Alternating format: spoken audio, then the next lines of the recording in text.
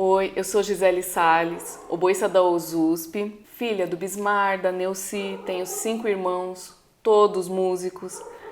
Hoje casada com o Breno, mãe da Gabi, eles também músicos. Eu venho de uma família cristã, nós somos da Assembleia de Deus e na minha igreja a área da música é muito forte, né?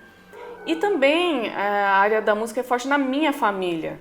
Meu pai tocava, minha mãe canta, meus tios também.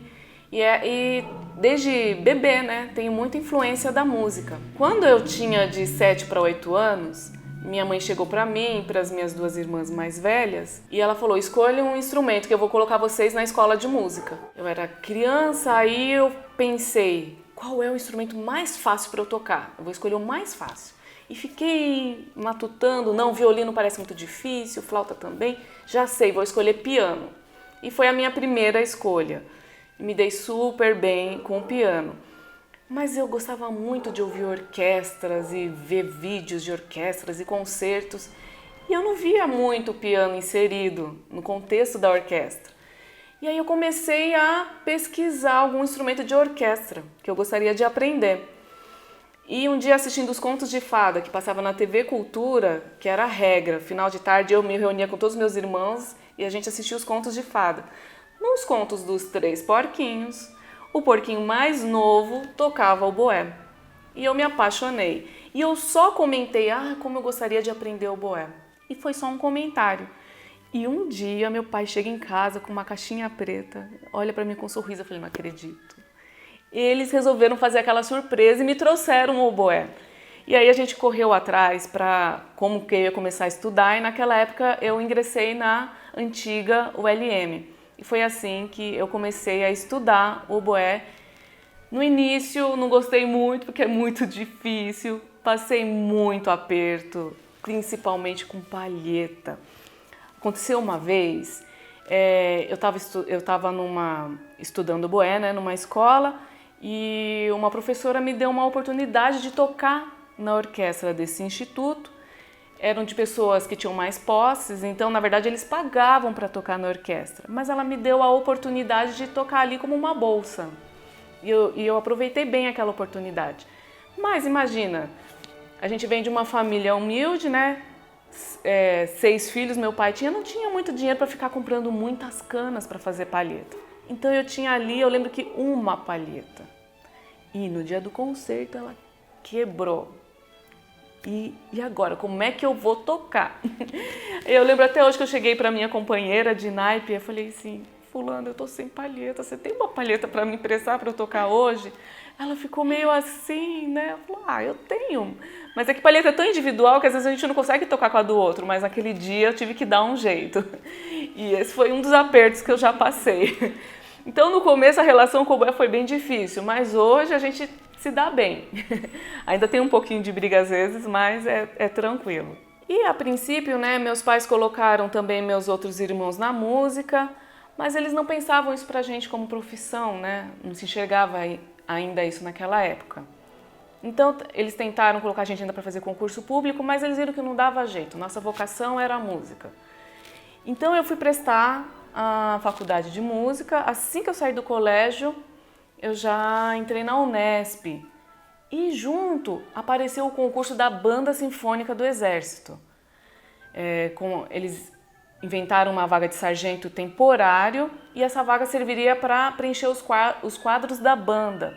De verdade, eu não queria ser militar, aquilo não passava pela minha cabeça, do Exército, menos ainda. Mas era uma oportunidade de ajudar a minha família financeiramente e ainda continuar fazendo música. Então eu prestei o concurso da Banda Sinfônica, passei, tive que fazer um curso de 45 dias de sargento. Eu fico pensando hoje, acho que eu não sei se eu teria coragem de fazer. E fui pro mato, matei galinha, fiz muitas coisas. E foi assim que eu ingressei, meu primeiro grupo profissional foi a Banda Sinfônica do Exército e concomitante a isso fiz a minha faculdade de música, né? E aquilo me ajudou, eu conseguia conciliar os dois.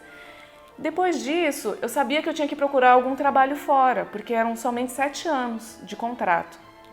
Então ali eu continuei estudando, Fiz o concurso para a Banda Sinfônica do Estado, passei, e também para a Sinfônica de Santo André, na época, e passei.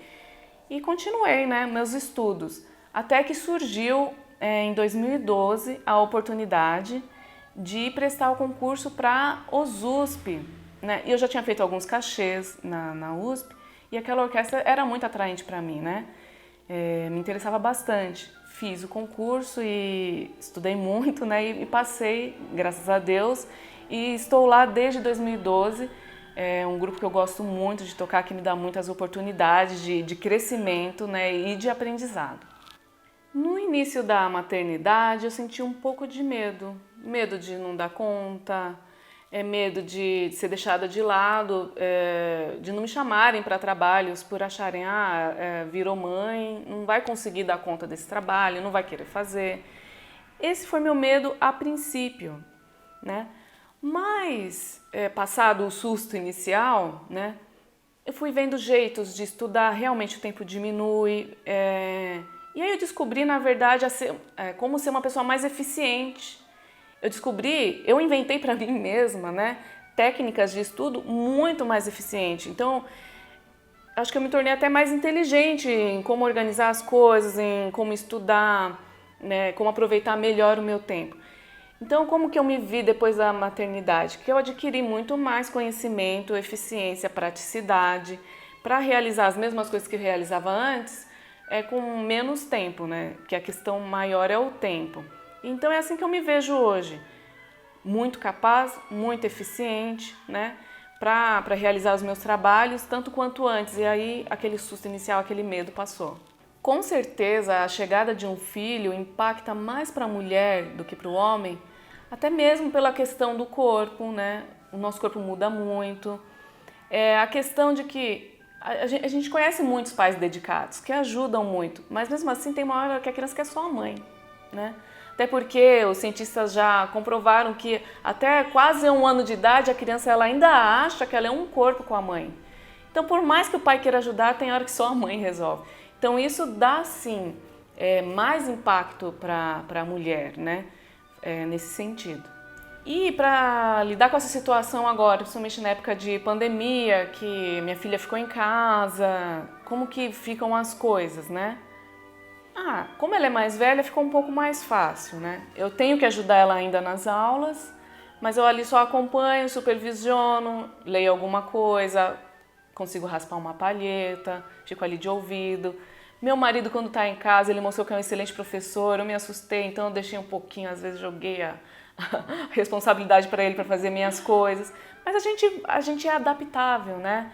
E eu acredito que a boa vontade de falar assim, não, vou me adaptar, vou fazer o possível, vai ficar legal, é o que ajuda, mais do que entrar em desespero, né? Eu acredito que essa atitude interior de se acalmar e falar, não, eu vou dar um jeito, é o que ajudou nessa época de pandemia.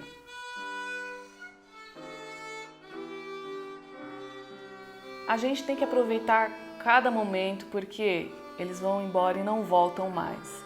Então, ao invés de a gente ter um olhar negativo, né, para essa quarentena, eu pensei do lado positivo. Eu nunca pude passar tanto tempo com a minha filha e eu vou aproveitar o máximo possível, porque são momentos que não vão voltar mais. Então eu estou aproveitando o máximo possível. Então aproveite o máximo possível a sua família, isso vai passar, e transforme esse momento num momento muito positivo. Isso vai fazer muito bem.